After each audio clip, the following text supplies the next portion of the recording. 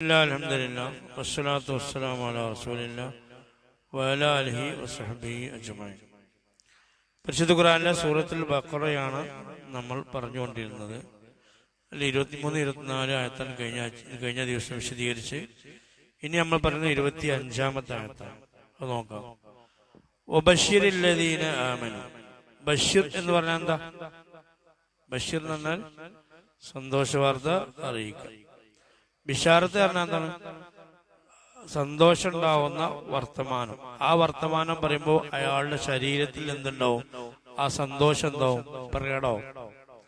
അപ്പൊ ശരീരത്തിൽ പ്രകടമാകുന്നതുകൊണ്ടാണ് സന്തോഷത്തിന് ബിഷർ പറഞ്ഞാൽ തൊലി എന്നാണല്ലോ. അയാളുടെ ദേഹ ചർമ്മങ്ങളിൽ അതിന്റെ ആ ആക്ഷൻസ് വെളിയാകുന്നതുകൊണ്ടാണ് സന്തോഷം എന്നതിന് ബിഷർ എന്ന് പറയുന്ന പദവുമായി കണക്ഷൻ ഉണ്ടാവാനുള്ള കാരണം. സന്തോഷമുള്ള ആളെ മുഖത്ത് നോക്കി നമുക്ക് എന്ത് ചെയ്യും? അറിയാൻ കഴിയും അല്ലേ? സന്തോഷം ഉണ്ടെങ്കിൽ നമുക്കറിയാം. നിങ്ങൾക്ക് നല്ല സന്തോഷം ഉണ്ടെന്ന് അറിയില്ല അല്ലേ? നിങ്ങൾക്ക് ഇന്നെ തന്നെ എന്നും കണ്ടല്ലേ ഒരേ എനർജി ഉണ്ടാവില്ല. ഇന്ന് ആൾ കുറച്ച് ഉഷാറാന്ന് പറയാൻ കഴിയുള്ളൂ. അങ്ങനെ ഉണ്ടാവും. ദുഃഖം ഉണ്ടെങ്കിലും കാണും. അപ്പൊ ഇത് പ്രകടമാകുന്നതുകൊണ്ടാണ് സന്തോഷം അങ്ങനെ പ്രകടമാകുന്നതുകൊണ്ടാണ് ആ പദവുമായി ബിഷർ എന്ന് പറഞ്ഞ പദവുമായി ബഷാറത്ത് എന്ന പദത്തിന്റെ കണക്ഷൻ. അപ്പൊ ബഷീർ, നിങ്ങൾ എന്ത് ചെയ്യാ? നിങ്ങൾ സന്തോഷവാർത്ത അറിയിക്കുക. സന്തോഷവാർത്ത അറിയിക്കുക. ബഷീറില്ലതിന് ആമനു. മുഅ്മിനീങ്ങളെ ആളുകളെ വിശ്വാസികളെ നിങ്ങൾ സന്തോഷവാർത്ത അറിയിക്കുക എന്നാണ് പറയുന്നത്. ഇത് റസൂലുള്ളാഹി സ്വല്ലല്ലാഹു അലൈഹി വസല്ലം ഒരിക്കലും എന്തല്ല, ഓരോ സഹാബിയെ വിളിച്ചിട്ട് എനിക്കിങ്ങനെ സന്തോഷ വാർത്ത ഉണ്ട് കേട്ടോ, സന്തോഷ വാർത്ത ഉണ്ട് കേട്ടോ ഒരാളെ വിളിച്ച് റസൂൽ എന്ത് ചെയ്തിട്ടില്ല, ഈ ആയത്തിൽ പറഞ്ഞില്ല. ഈ ഒരു ആയത്താണ് അവതരിപ്പിച്ചോളൂ. ഇത് ആർക്കാണ്? നബിതങ്ങളുടെ സഹാബികൾ മുതൽ ലോകാവസാനം വരെയുള്ള എല്ലാ മുഅ്മിനും ഈ സന്തോഷ വാർത്ത എന്തുണ്ട്? ബാധകമാണ്. അല്ല ഒരു വ്യക്തിയെ വിളിച്ചിട്ട് ഇങ്ങനെ പേഴ്സണലായിട്ട് ഇങ്ങനെ ഖുർആൻ ഇങ്ങനെ വന്നിട്ടുണ്ട്, ഹാപ്പി ന്യൂസ് ആണ് എന്ന് പറയാനുള്ളത് പറയുന്നത്. ഇത് ലോകാവസാനം വരെ ഇതിന്റെ എന്തുണ്ട്? ഇതിന്റെ ആഹ്വാനം നിലനിൽക്കുന്നുണ്ട്.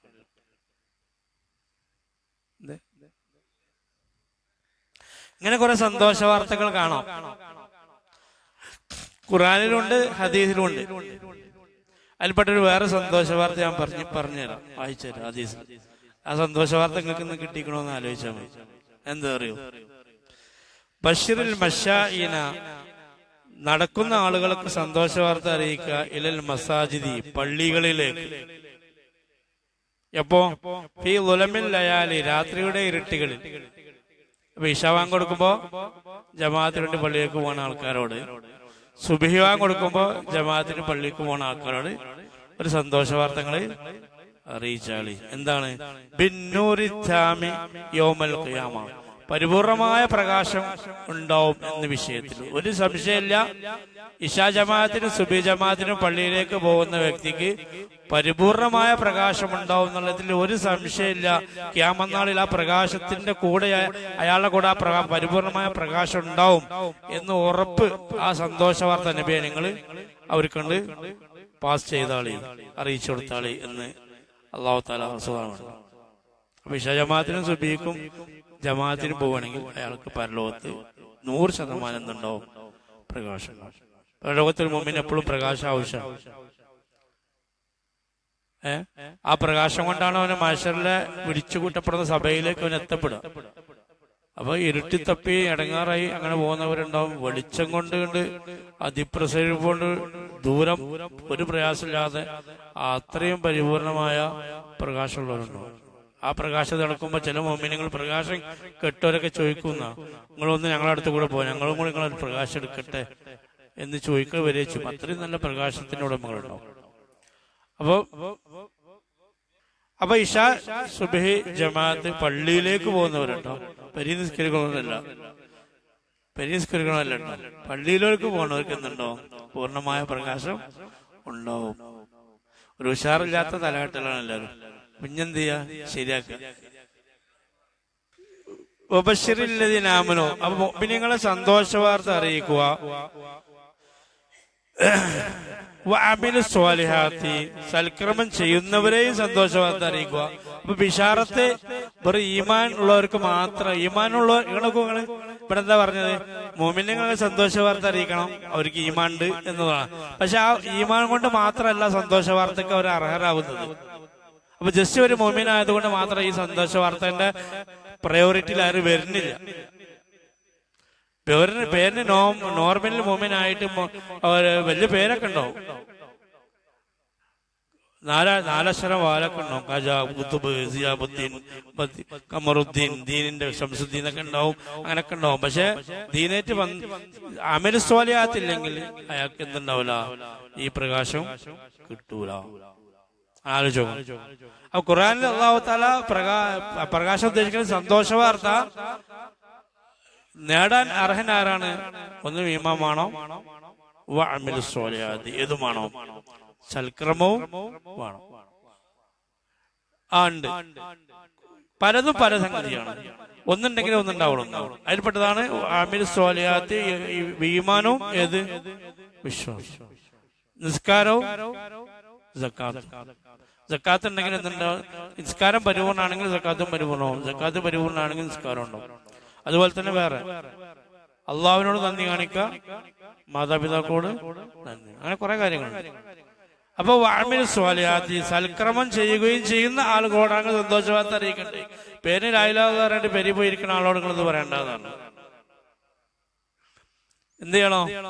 അള്ളാഹുവിനെ വിശ്വസിക്കുകയും സൽക്രമം ചെയ്യുകയും ചെയ്യുന്ന ആളോടാണ് പറയേണ്ടത് എന്നർത്ഥം. അപ്പൊ രണ്ടും കൂടി ഉള്ള ആൾക്ക് ഇതിന് യോഗ്യതയുള്ളൂ എന്നാണ്. അപ്പൊ ഈമാൻ എന്ന് പറഞ്ഞ അടിസ്ഥാനാണ് സൽക്രമം. ഈമാൻ എന്നുള്ള അതിന്റെ ഫൗണ്ടേഷനാണ്, അതിന്റെ മേൽക്കൂരയാണ് ഏത്, സൽക്രമം. നമ്മൾ വലിയ പള്ളി ഉണ്ടാക്കിയിട്ട് വലിയ എമൗണ്ടിന്റെ പള്ളിയൊക്കെ ഉണ്ടാക്കാൻ പ്ലാൻ ചെയ്ത് തറ മാത്രം ഇട്ടിട്ട് ഇങ്ങനെ നടന്നിട്ട് കാര്യമുണ്ടോ? ഇല്ല. ഒരു പള്ളി ഉണ്ടാക്കിയിരിക്കണ, തറ ഇട്ടിരിക്കണ, കഴിഞ്ഞിരിക്കണ പണി തരാൻ പറ്റുമോ? അത് അതിന്റെ ഫൗണ്ടേഷൻ ആയിട്ടുള്ളൂ. അതിങ്ങനെ പൂർണ്ണമായി മേൽക്കൂരിട്ട് പെയിന്റ് അടിച്ച് വൃത്തിയാക്കുമ്പോഴേ അത് പള്ളിയാവുള്ളൂ. അല്ലാതെ മേൽക്കൂര മാത്രം ഉണ്ടാക്കി തറ വേണ്ട സെറ്റപ്പില്ല, ഒരു കാറ്റടിച്ചപ്പോ എന്തായി, ഈമാണ്ട് പൊള്ള് ബിൽഡിങ് പൊളിഞ്ഞാടി. അതുകൊണ്ടും കാര്യം. അപ്പൊ അസാസും വേണം, അസ്ലും വേണം, അതിന്റെ ഫറവും വേണം. അപ്പൊ ഈമാൻ എന്നുള്ള അടിസ്ഥാനമാണ്. സൽക്രമം എന്നുള്ള ഏതാണ്, അതിന്റെ അഡീഷണലാണ്. ഇത് രണ്ടുമുള്ള ആൾക്കാണ് സന്തോഷ വാർത്ത ഉണ്ടാവുക എന്നുള്ളതാണ്. അല്ലാതെ ഒരു ഇബാദത്ത് കൊടുക്കാതെ അല്ലെങ്കിൽ മറ്റുള്ള ദീനി ചിട്ടകളിൽ നിഷ്ഠയില്ലാതെ സുന്നത്തുകളിൽ വ്യാപൃതമാകാൻ ശ്രമിക്കാതെ എന്നിട്ട് എന്ത് ചെയ്യാ, പേരിന് ഒരു മുഅ്മിനായി നടക്കുക. എന്നിട്ട് പഠിച്ചോടെ എന്ത് ചെയ്യാ, അള്ളാഹുവേ എനിക്ക് സ്വർഗം തരണേ, എനിക്ക് സ്വർഗം തരണേ എന്ന് പറഞ്ഞ ആൾക്ക് എന്താ പറയേണ്ടത്? അയാൾക്കാണ് വിഡ്ഢി എന്ന് മലയാളത്തിൽ പറയാം. ദീന്റെ പറഞ്ഞ കാര്യങ്ങളൊന്നും പണിയെടുക്കാൻ അയാൾക്ക് കിട്ടൂല, അയാൾക്ക് ഒഴിവില്ല, അയാൾക്ക് താല്പര്യമില്ല. എന്നിട്ടോ ആൾക്ക് ഏത് വേണം, മരിച്ചുപോയ ഏത് വേണം, സ്വർഗം വേണേനു. വതലബുൽ ജന്നത്തി ബിലാ അമലിൻ ഹാലുസ് സുഫാ, സ്വർഗം ചോദിക്കാൻ പണിയെടുക്കൂല. ഇത് ആൾക്കാരെ ആരെ പണിയാണ്, വിഡ്ഢികളെ അവസ്ഥയാണ് എന്നാണ് മഹാന്മാർ പറയുന്നത്. അപ്പൊ അല്ലാഹു തആല സ്വർഗത്തിന്റെ ഒരു വലിയൊരു വളർച്ചക്ക് സ്വർഗം പ്രവേശിക്കാൻ സ്വർഗപ്രവേശത്തിന് അമല് വേണ്ട, അള്ളാഹുവിന്റെ കൃപയാണ്. പക്ഷെ ഒരർത്ഥത്തിൽ നോക്കുമ്പോ സ്വർഗപ്രവേശത്തിന് ഏത് വേണം, വദ്ഖുലുൽ ജന്നത ബിമാ കുന്തും തഅമലൂൻ, നിങ്ങൾ പണിയെടുത്തുകൊണ്ട് സ്വർഗത്തിൽ കടന്നോളിയെന്ന. ആ പണിയെടുക്കുക എന്ന് പറയാൻ എന്താ, അള്ളാഹുവിന്റെ കൃപയാണ് സ്വർഗത്തേക്ക്. നമുക്ക് അള്ളാഹുവിന്റെ കൃപ കൊണ്ടാണ് സ്വർഗപ്രവേശനം എന്ന് പറഞ്ഞാൽ പോലും പണിയാണ് സ്വർഗപ്രവേശനത്തിന്. വേറെ രീതിയിൽ ശരീഅത്തിൽ എന്താണ്, ശരീഅത്തിൽ ചിന്തിക്കുമ്പോ പണിയെടുത്തിട്ടാണ് അവിടെ കിടക്കുക, സ്വർഗത്തിൽ കിടക്കുക. ഹക്കീക്കത്തിൽ ചിന്തിക്കുമ്പോ എന്ത് പണിയെടുത്താലും റബ്ബിന്റെ കൃപ കൂടി ഏത് വേണോ, സ്വർഗപ്രവേശനത്തിന് വേണം. ശരീഅത്തും ഹക്കീക്കത്തും. ശരീഅത്തിൽ ചിന്തിക്കുമ്പോ എന്താണ്, പണിയെടുക്കണം. അങ്ങനെ പണിയെടുത്താലേ റബ്ബിന്റെ ഏതുണ്ടാവുള്ളൂ, കൃപ ഉണ്ടാവുള്ളൂ. ഇന്ന റഹ്മത്തുള്ളാഹി ഖരീബുൻ മിനൽ മുഹ്സിനീൻ അല്ലേ.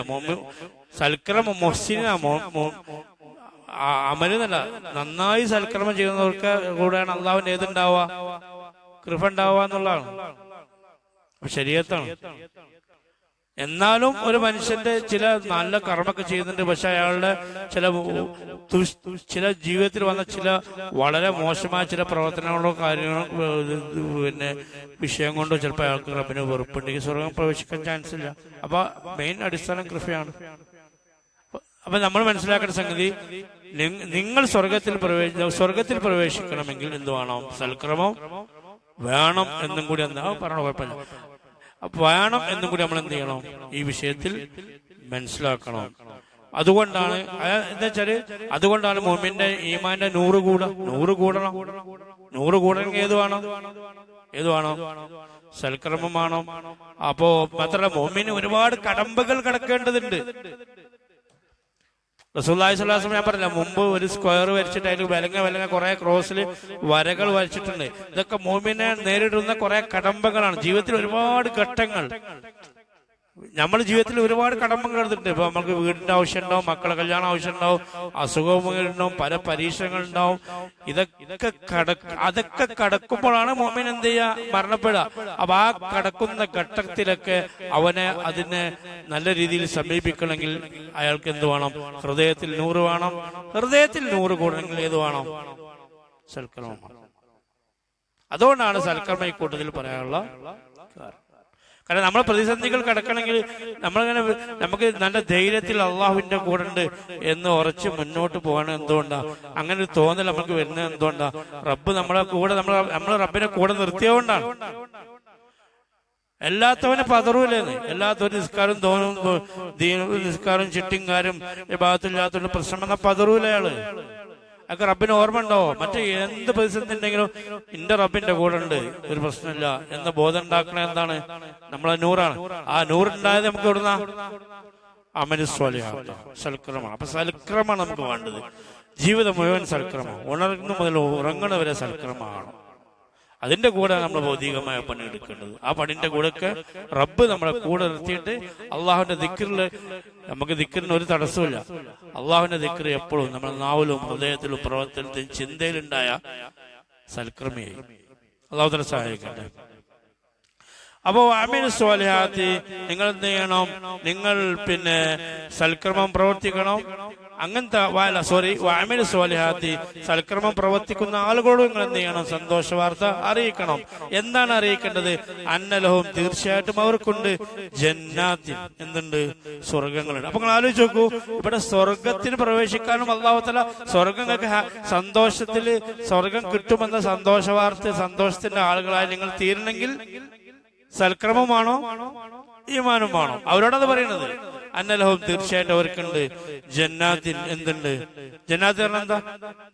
സ്വർഗങ്ങൾ. അതായത് ജന്നാത്തിന്റെ ഭാഷയിൽ എന്താണ്? തോട്ടങ്ങളുണ്ട്. ഫലം കായ്ക്കുന്ന ഫലപുഷ്ടമായ തോട്ടത്തിനാണ് അറബിയിൽ ഏത് പറയാ? ജന്നാത്ത് എന്ന് പറയാ. നോക്കൂ, ജന്നാത്ത് എന്ന് പറഞ്ഞാൽ എന്താണ്? ബുസ്താൻ എന്നാണ്, തോട്ടം. ബുസ്താൻ എന്ന് പറഞ്ഞാൽ എന്താണ്? അവിടെ ചിലപ്പോ ഫലങ്ങൾ ഉണ്ടാകണമെന്നില്ല, പൂക്കളും മറ്റുള്ളതിനൊക്കെ ഏത് പറയും? ബുസ്താൻ എന്ന് പറയും. അത് ജന്നാത്താവുമ്പോ എന്ത് പറയും? കുറച്ചും കൂടി ഫലവർഗ്ഗങ്ങളും കൂടി ഏതുണ്ടാവും? അതിലുണ്ടാവും. അത് ഫിർദൗസാവുമ്പോഴോ? ഫിർദൗസാവുമ്പോ ഒന്നും കൂടി ഐറ്റംസ്, ഫ്രൂട്ട്സുകൾ, വെറൈറ്റി ഐറ്റംസ് ഏതിലുണ്ടാവും? അതില് ഉണ്ടാവും. മനസ്സിലായില്ലേ? അപ്പൊ ബുസ്താനാ വേണ്ടത്? ജന്നാത്താ വേണ്ടത്? ജന്നാത്തുൽ ഫിർദൗസാ വേണ്ടത്? തീരുമാനിച്ചു മതി. ഏതായാലും കിട്ടല്ലേ, ജന്നത്തുൽ ഫിർദൗസ് ആയിക്കോട്ടെ, കാരണം അതിനാണ് എല്ലാം ഉണ്ടാവുക, അല്ലേ? അല്ലാഹു തആല സഹായിക്കട്ടെ. അതല്ല റസൂലുള്ളാഹി സ്വല്ലല്ലാഹു അലൈഹി വസല്ലം പറഞ്ഞത്, നിങ്ങൾ ചോദിക്കുമ്പോൾ പഠിച്ചോളൂ ജന്നാത്തുൽ ഫിർദൗസ് ചോദിച്ചോളിയെന്ന്, അല്ലേ? ചോദിക്കാൻ പറ്റുന്നതാണ്. അങ്ങനെ നമ്മൾ ചിന്തിക്കണ്ട. നമ്മളൊക്കെ ജന്നാത്തുൽ ഫിർദൗസ് ചോദിക്കുക. ഇവിടെ അജ്മീർ ഗാജി മൊയ്തീഷക്കൊക്കെ പോയ ആ സ്ഥലത്തേക്ക് നമ്മൾ പോയ അത് ചിന്തിക്കുന്നത് അപകടമാണ്. കാരണം കാജിയാക്കിയത് കാജല്ല, ആരാണ്? റബ്ബാണ്. ആ റബ്ബിനെ നമ്മളാക്കാൻ ഒരു പണിയില്ല. അള്ളാഹ് വിചാരിച്ച ഇവിടെ കാജനക്കാലം വലിയ ആളാക്കാൻ ആരെ കൊണ്ട് ചെയ്യും? നമ്മളെ കൊണ്ട് കഴിയും. അള്ളാഹു തീരുമാനിക്കണം. അപ്പൊ അള്ളാഹുവിന്റെ കഴിവിൽ നമ്മൾ എന്ത് ചെയ്യാൻ പാടില്ല? സംശയിക്കാൻ പാടില്ല. അതുകൊണ്ടാണ് നബി തങ്ങൾ ആ മൈൻഡ് ഫുള്ള് മാറ്റാനാണ് റസൂൽ ഏത് ലോക്കൽസിനോടും പറഞ്ഞ എന്താ? ജന്നാത്തുൽ ഫിർദൗസ് തന്നെ ചോദിച്ചോളി. അങ്ങനെ നബി പറഞ്ഞതല്ലേ. ജന്ന എന്ന് പറഞ്ഞ തൊട്ടാണ്. അന്നലഹും, തീർച്ചയായിട്ടും അവർക്കുണ്ട്, ജന്നാത്തുൻ, എന്തുണ്ട്? തോട്ടങ്ങളുണ്ട്. ഒരുപാട് തോട്ടങ്ങളുണ്ട്. സ്വർഗം 8 രീതിയിലുണ്ട്. പരിശുദ്ധ ഖുർആൻ തന്നെ പല രീതിയിൽ അതിന്റെ പേരുകൾ പരിചയപ്പെടുത്തിയിട്ടുണ്ട്. ദാറുൽ ജലാൽ അതിന്റെ ഒരു പേരാണ്. ദാറുൽ ഖറാർ അതിന്റെ ഒരു പേരാണ്. ദാറുസ്സലാം സ്വർഗത്തിന്റെ വേറെ പേരാണ്. ജന്നത്തു അദിൻ സ്വർഗത്തിന്റെ വേറൊരു പേരാണ്. ജന്നത്തുൽ മഅവ മറ്റൊരു പേരാണ്. അതുപോലെ ജന്നത്തുൽ ഖുൽദ് അതൊരു പേരാണ്. ജന്നത്തുൽ ഫിർദൗസ് മറ്റൊരു പേരാണ്. അതുപോലെ തന്നെ ജന്നത്തുൻ നഈം. ഇങ്ങനെ 8 സ്വർഗമുണ്ട്. ഓരോ സ്വർഗവും ഓരോ അമലുകൾക്കനുസരിച്ചും സ്ഥാനങ്ങൾക്കനുസരിച്ചും അതിന്റെ ഐറ്റംസും ഇനങ്ങളും അതിന്റെ അനുഭൂതികളും വ്യത്യാസമുണ്ട്. അപ്പൊ ഏറ്റവും ഉന്നതമായ സ്വർഗത്തിൽ തന്നെ അല്ലാഹു തആല നമ്മളെ എത്തിച്ചു തരട്ടെ. എങ്ങനത്തെ സ്വർഗമാണ്? തജ്രി മിൻ തഹ്തിഹ, അതിന്റെ താഴ്വാരത്തൂടെ ഒഴുകുന്നുണ്ട്. അൽ അൻഹാറു, എന്തൊഴുകുന്നുണ്ട്? നദികൾ ഒഴുകുന്ന തോട്ടങ്ങളുണ്ട് എന്ന് നിങ്ങൾ സന്തോഷവാർത്ത അറിയിക്കുക. ആ ജന്നത്തിന്റെ അടി കൂടിയല്ല, അപ്പൊ വെള്ളത്തിലെ മരം നിൽക്കണ പോലെ തോന്നണ്ട. എന്താണ്? അതിന്റെ വശങ്ങളിലൂടെ എന്തൊഴുകുന്നുണ്ട്? അരുവികൾ ഒഴുകുന്നുണ്ട് എന്ന് മനസ്സിലാക്കുക. നെഹർ എന്ന് പറഞ്ഞാൽ എന്താണ്? നെഹർ എന്ന് പറഞ്ഞാൽ ബഹറല്ലാത്ത. സ്വർഗ നദികളെ കുറിച്ച് മഹാന്മാർ പറയുന്നത് കുണ്ടും കുഴിയില്ലാത്ത വളരെ സന്തോഷകരമായ അരുവികളായിരിക്കും എന്നുള്ളതാണ്. നീന്തൽ അറിയാത്ത ആൾക്കും സ്വർഗത്തിലെ നദിയിൽ എന്ത് ചെയ്യാം? ഉപയോഗിക്കാം. മനസ്സിലായില്ലേ? അങ്ങനെ ഒരു ആഹ്ലാദകരമായ മേഖലയാണത്. അല്ല, ഞാൻ സ്വിമ്മിങ് പഠിച്ചിട്ടില്ല വെച്ചിട്ട് എന്ത് ചെയ്യേണ്ട? അരുവിയിലേക്ക് പോകാക്കേണ്ട ആവശ്യമില്ല. അപ്പൊ നമ്മള് മറ്റൊരു സംഗതി എന്താ വെച്ചാല്, സ്വർഗത്തിൽ അതിന്റെ പുറമെ വേറെ കുറെ ഉറവകളുണ്ട്. കൗസർ അതിൽപ്പെട്ടതാണ്. നാളെ സംശയം ഉണ്ടായിരുന്നു, കൗസർ സ്വർഗത്തിലാണോ അതോ മഹ്ശറിലാണോ അല്ലേ? കൗസർ സ്വർഗത്തിലാണോ എന്ന് ഒരാൾ എന്നോട് ചോദിച്ചിരുന്നു ക്ലാസ്സിൽ. ഞാൻ പിന്നെ പറയാറില്ല, പിന്നെ പറഞ്ഞിട്ടില്ല. ഇൻഷാ അല്ലാഹ് എന്ന് പറയണം, കൗസർ സ്വർഗത്തിലാണോ? കാരണം ചില സമയത്ത് കൗസറിനെ കുറിച്ച് കേൾക്കണ എവിടെയാണ്? മഹ്ശറിയിലില്ല. നമ്മളെപ്പോഴും പറയാം അവതിൽ കൗസർ കുടിച്ചിട്ട് പിന്നല്ലേ സ്വർഗത്തേക്ക് പോണത്. ദോഹയിൽ അങ്ങനെയാണ് പറയുന്നത് അല്ലേ? മഹ്ശറിയിലാണ്. അപ്പൊ ശരിക്കും കൗസർ എവിടെയാണ്? പറയും. എന്നാ സ്വർഗത്തിൽ പ്രവേശിച്ച അവിടെ കൗസർ ഉണ്ട്, സ്വർഗത്തിൽ കയറി ഉടനെ ഏതുണ്ട്? കൗസർ ഉണ്ട് എന്ന് പറയുന്നുണ്ട്. അപ്പൊ ശരിക്കും കൗസർ എവിടെയാണ്? അപ്പൊ മഹ്ശറിയിലോ? ഞങ്ങൾക്ക് അതിനെ കുറിച്ച് എന്തെങ്കിലും ഐഡിയ അവറാജി? അതുകൊണ്ടാ ചോദിച്ചില്ലേ. കൗസർ ഇപ്പോഴുള്ള സ്വർഗത്തിലാണ്. മഹ്ശറ സമയത്ത് ഖിയാമത്ത് നാളിൽ അല്ലാഹു തആല എവിടെ കൊണ്ടുവരും? മഹ്ശറയിൽ കൊണ്ടുവരും. മഹ്ശറ കഴിയുന്നോട് കൂടി കൗസറിനെ കണ്ടിട്ടുണ്ടോ? സ്വർഗത്തിൽ. അതാണ് കൗസറിന്റെ റൂട്ട്. ഇപ്പൊ ലൈവായിട്ട് കൗസർ നിൽക്കുന്ന എവിടെയാണ്? സ്വർഗത്തിലാണ്. അത് മഹ്ശറിലേക്ക് കൊണ്ടുവരും. അങ്ങനെ നരകത്തിൽ വരെ മഹ്ശറിലേക്ക് കൊണ്ടുവരുന്നുണ്ടല്ലോ.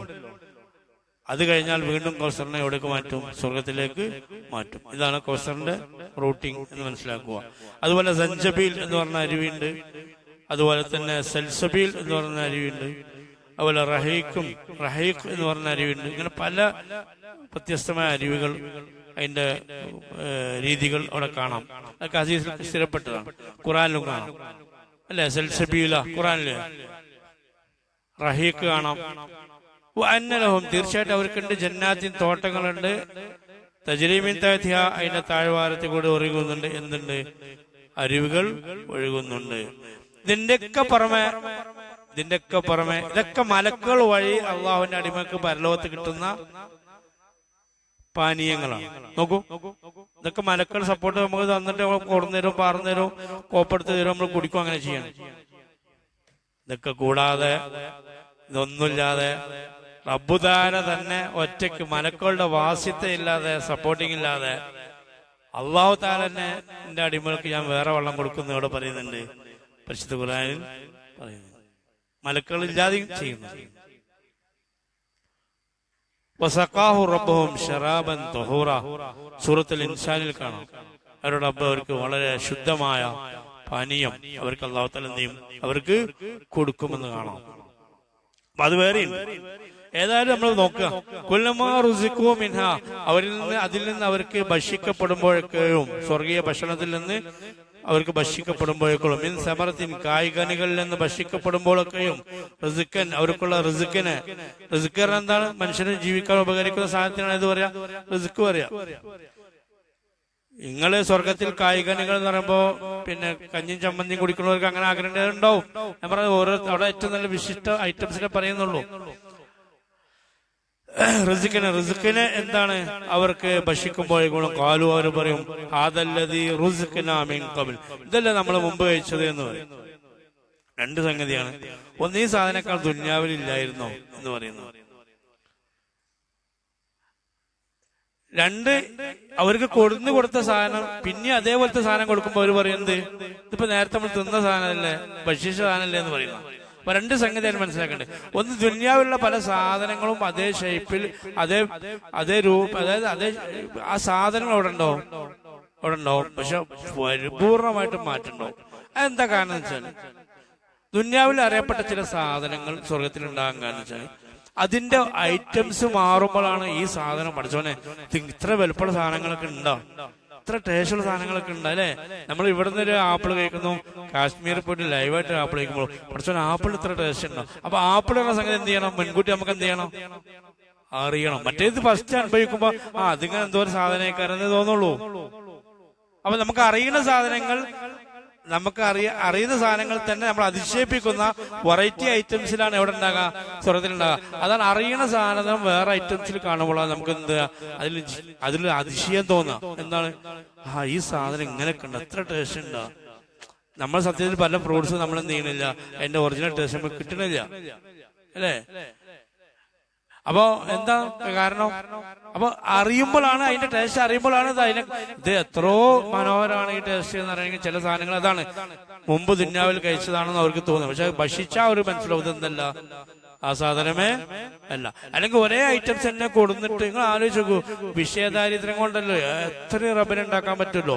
ഒരു പൈനാപ്പിൾ കൊടുത്തിട്ട് അതേ പൈനാപ്പിളെ പിന്നെ കഴിക്കുമ്പോൾ ടേസ്റ്റിൽ വ്യത്യാസം ഉണ്ടാവുക എന്ന് പറഞ്ഞാൽ എന്താണ് സ്വർഗത്തിലെ വിഭവങ്ങളുടെ ആധിക്യം എന്ന് മനസ്സിലാക്കാം അല്ലെ.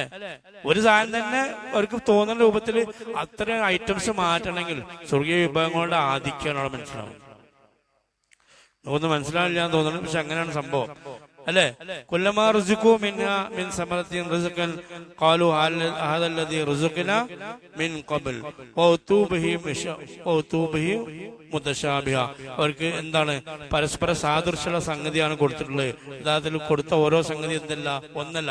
കാണുമ്പോ ഒന്നാണ് തോന്നുന്നത്, പക്ഷെ അത് അനുഭവിക്കുമ്പോൾ എന്തല്ല, ഒരിക്കലും ഒന്നല്ല എന്ന് മനസ്സിലാക്കുക.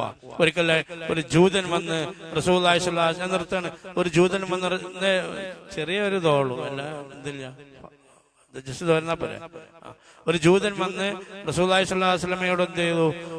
പറഞ്ഞു, സ്വർഗത്തിൽ നിങ്ങൾക്ക് ഭക്ഷണം ഉണ്ട്, തിന്നും കുടിക്കും എന്നൊക്കെയാണല്ലോ പറയണത് എന്ന് പറഞ്ഞു റസൂലാണ്.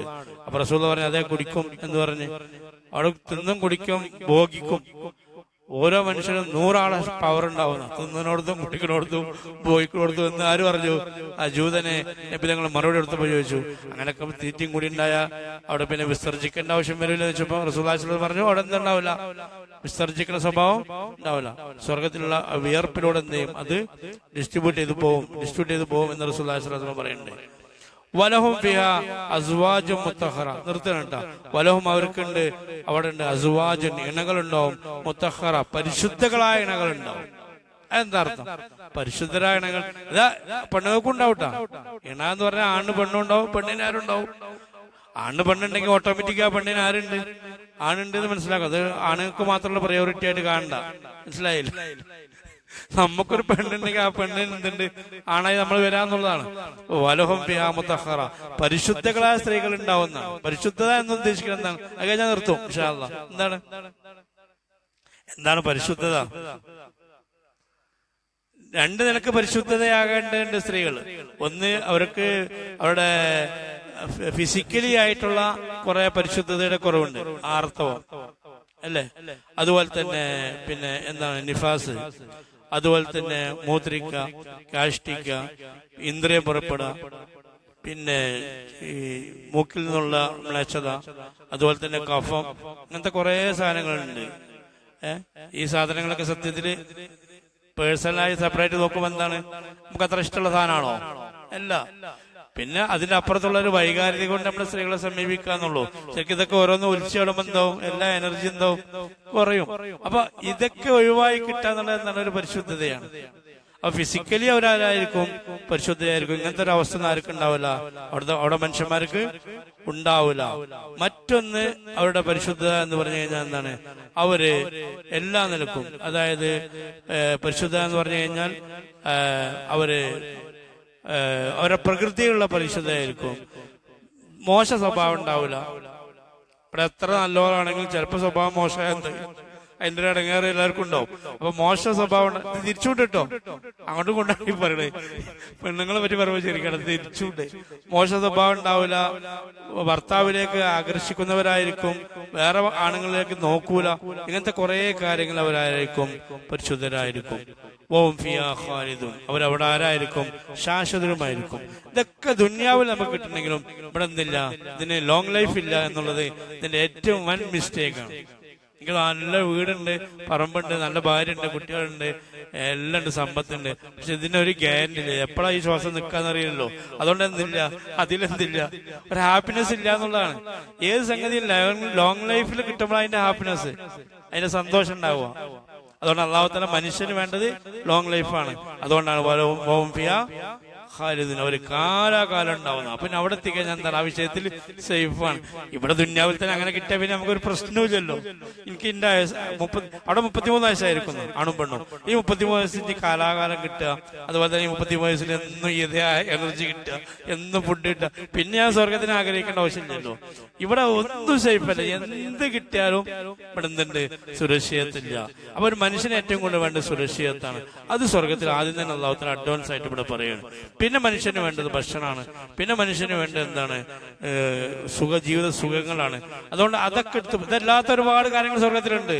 കൊട്ടാരങ്ങളുണ്ട്, മറ്റുള്ള ഒരുപാട് സ്വർഗീയമായ സൗധങ്ങളുണ്ട്, പല കാര്യങ്ങൾ സ്വർഗത്തില്. പിന്നെ സൂക്കുൽ ജന്ന ഹദീസിലുണ്ട്, സ്വർഗത്തിലുണ്ട് എന്ത്, ടൗൺ ഉണ്ട് എന്നാണ്. അങ്ങനത്തെ കുറെ കാര്യമുണ്ട്.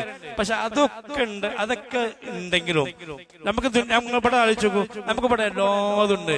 മര്യാദക്ക് തിന്നാൻ കുടിക്കാനില്ലെങ്കിൽ ഒരു 5 സ്റ്റാർ ഹോട്ടലിൽ പോയിട്ട് എനിക്ക് എന്ത് കാര്യമുള്ളത്? ഞാൻ താമസിക്കുന്ന 5 സ്റ്റാർ ഹോട്ടലിലാണ്, പക്ഷെ അവിടെ ചായ വേഗം കുടിക്കാൻ തന്നെ 500 രൂപ എടുക്കും. അപ്പൊ ചായക്ക് അപ്പുറത്തെ പെട്ടിക്കടി പോകണമെങ്കിൽ പിന്നെ എനിക്ക് അവിടെ ആ ഹോട്ടലിൽ താമസിക്കുന്നതിൽ എന്ത് സന്തോഷമുള്ളത് അല്ലേ? ചായ കുടിക്കാൻ എന്ത് ചെയ്യാ, ഓട്ടോറിക്ഷ എടുത്ത് പോവാ. ഇവിടുന്ന് 3 കിലോമീറ്റർ അപ്പുറത്ത് പോയാൽ എന്താ ചെയ്യാ, വില കുറഞ്ഞ സാധനം കിട്ടും. അപ്പൊ കഞ്ഞിയും ചോറൊക്കെ കിട്ടും. ഇവിടുന്ന് നേരം ഭക്ഷണം കഴിക്കാൻ 500-1000 രൂപ വരും. അപ്പൊ അങ്ങോട്ട് പോവാ. പിന്നെ ഈ ഹോട്ടലിൽ എനിക്ക് എന്ത് സന്തോഷമുള്ളത്?